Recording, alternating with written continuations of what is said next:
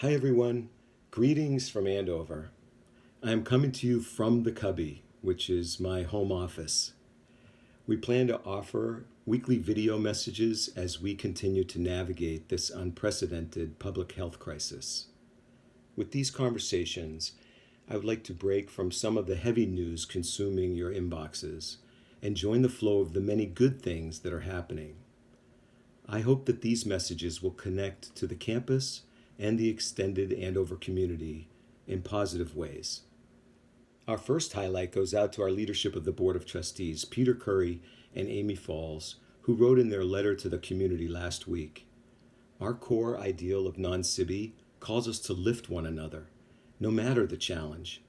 Teaching, learning, and doing business from every quarter, Andover will prevail and emerge even stronger, having weathered these extraordinary times together. The idea of From the Cubby will comprise two parts. First, will be highlights of Andover students, faculty, staff, and administrators, and alumni who display the non-sibi spirit.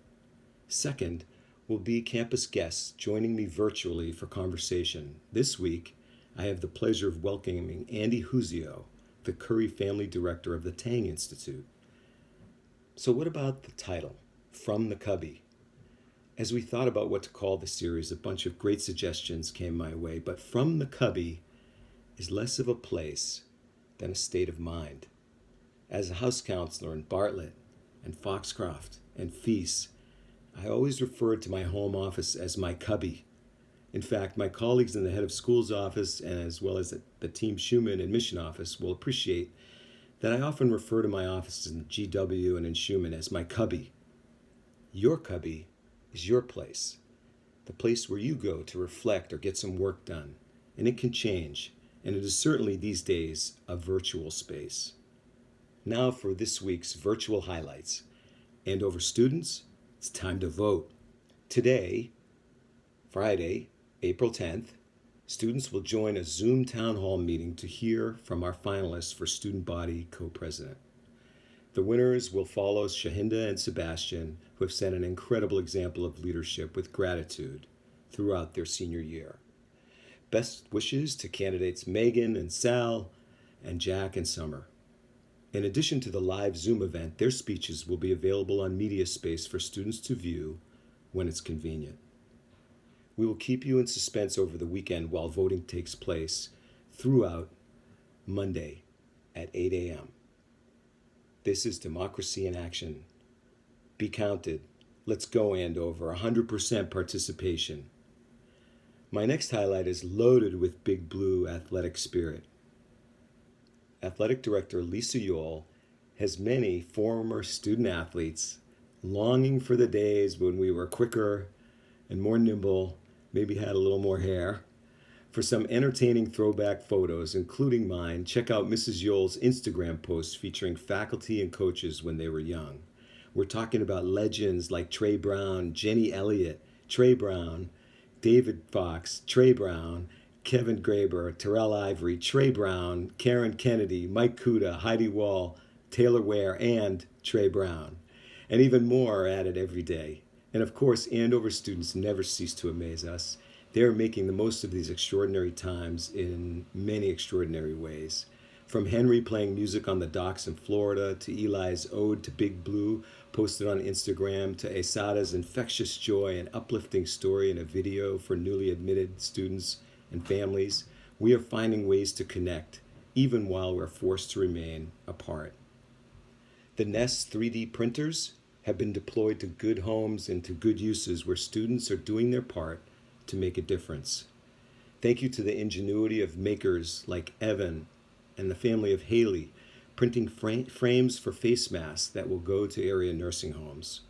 The list could grow infinitely, and I know I run the risk of leaving someone out. So please tell me who deserves to be recognized for their non-sibi spirit, and that will keep us hopeful and connected.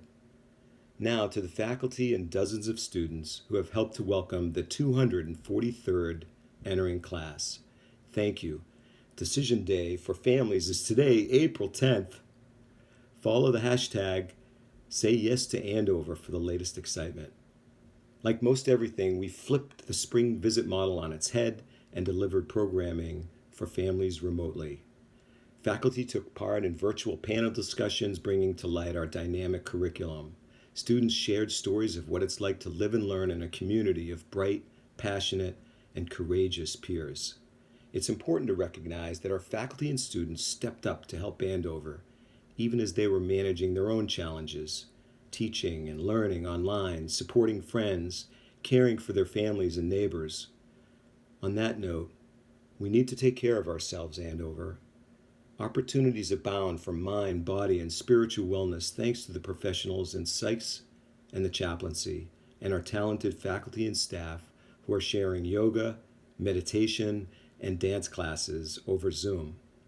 I encourage you to follow PA Wellness on Instagram and their Be Well Big Blue campaign, which we will find inspiration and guidance and some of the best minds in wellness education, including Dr. Amy Patel. Watch for a cameo from Laura Warner, the Director of Academic Skills, who makes an appearance while enjoying some fresh air with her chickens. My final highlight goes out to the 600 plus colleagues who are working tirelessly to deliver an Andover education and keep this school operating under these historic circumstances. During my opening address last fall, when I asked each of us to step up and stick together, I had no idea how heavy that request would become. I am truly grateful to the faculty who are learning new technologies and embracing new models of teaching, to the staff and administrators working to keep Andover running smoothly. Many are working 7 days a week in response to our community's needs. For everyone's dedication and support, I am truly grateful. To the Andover alumni, I hope you get a chance to tune in at some point, and I hope to enhance this series to include your non-sibi presentations as well.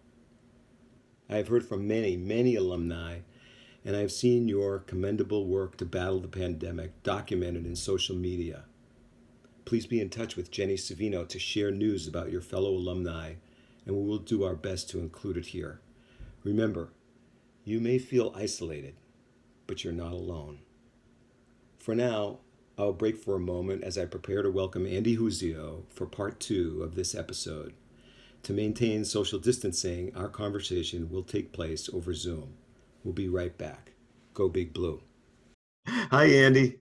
Hey, Jim. It's good to see you. I'm really happy to be trying this out and connecting with the Andover community this way. You look terrific, Andy. Thank you so much for your willingness to join us and to partner in this inaugural presentation of From The Cubby. The Tang newsletter just came out last week, and I noticed that you've been working with our faculty fellows to emphasize connection, community, and beginner's mind.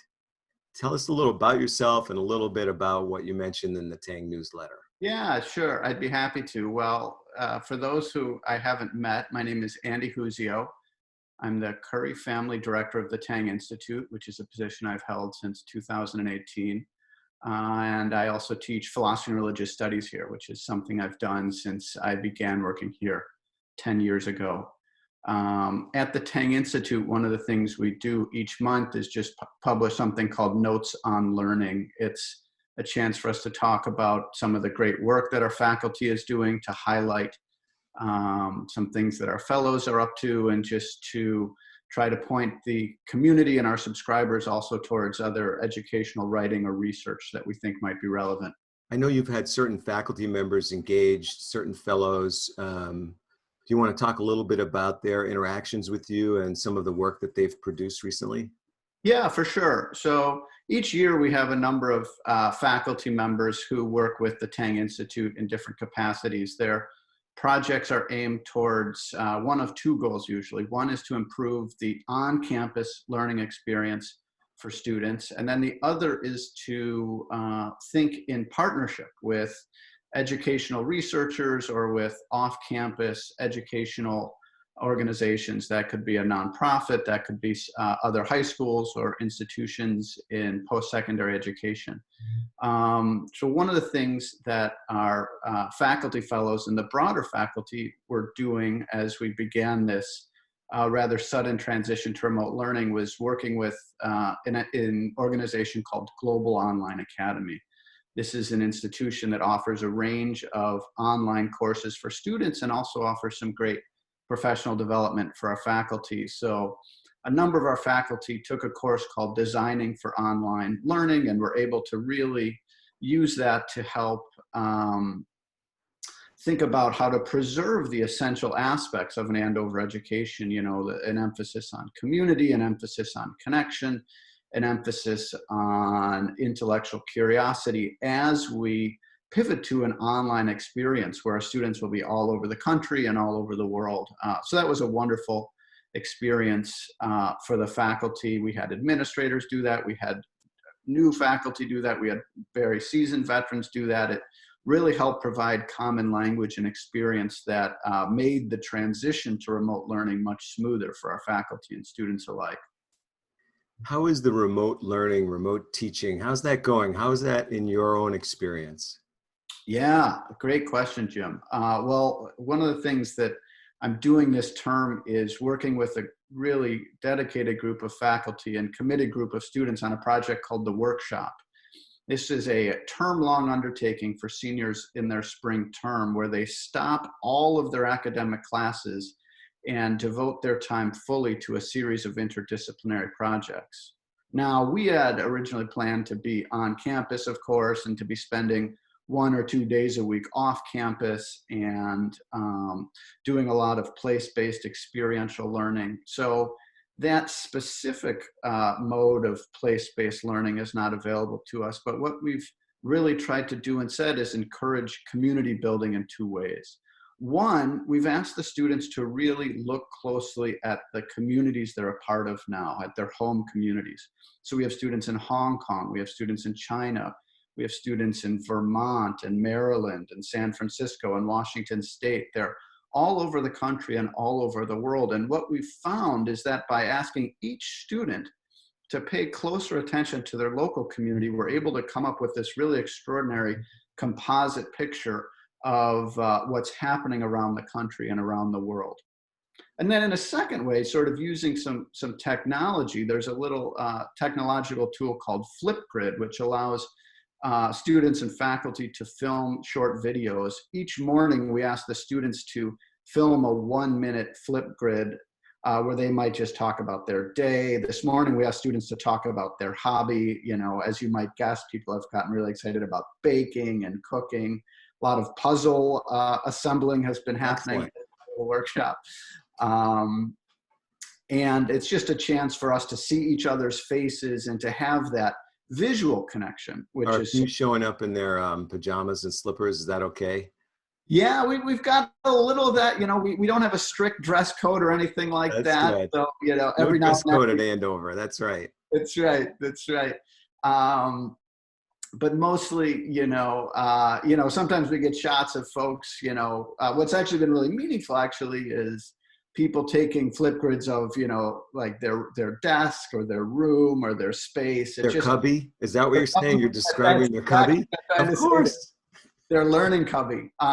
So they, so we can picture them a little bit more clearly and we can get a sense of that. So those 2 ways, right, of trying as best as we can to become students of our local community and then to continue that face-to-face sort of check-in and conversation with our online community have really helped, I think, sustain our students and sustain this learning opportunity.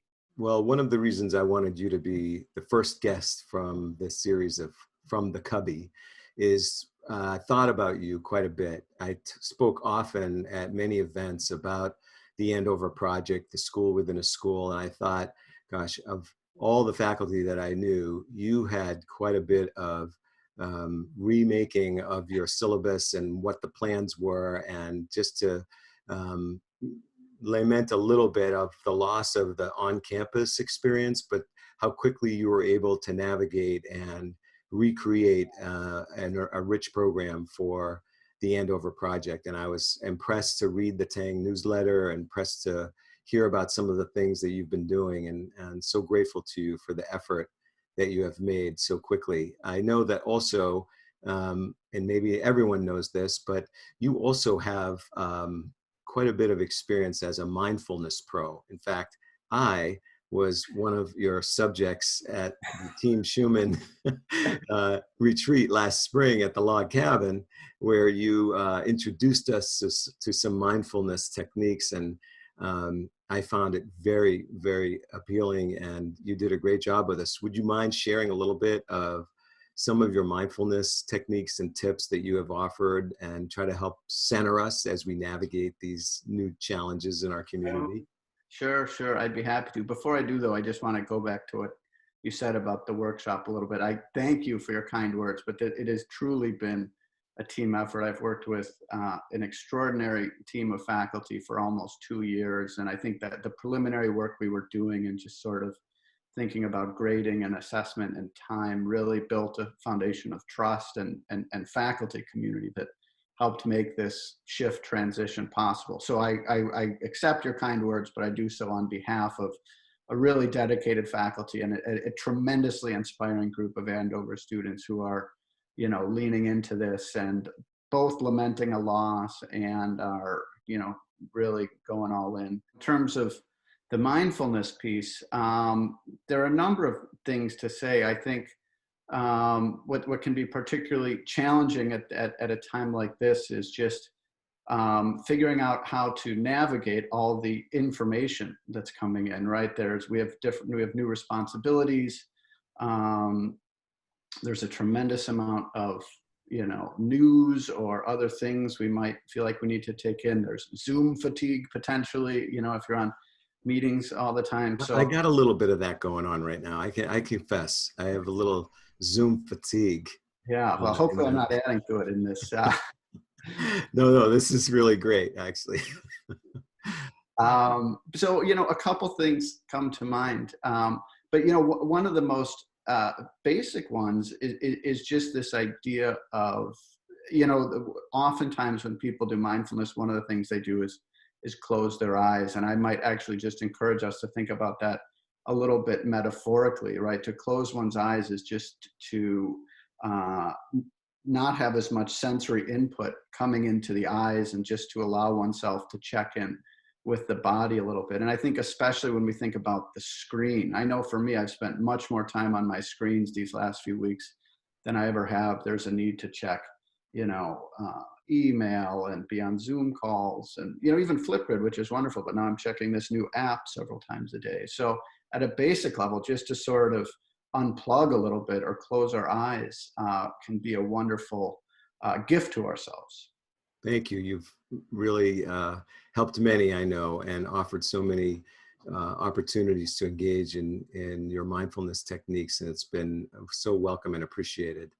Well, I'm so pleased you could join us today, Andy. You've done a great job in this inaugural presentation, and thank you for joining us. And I hope that this series helps all of us fall in love, potentially again, with Andover.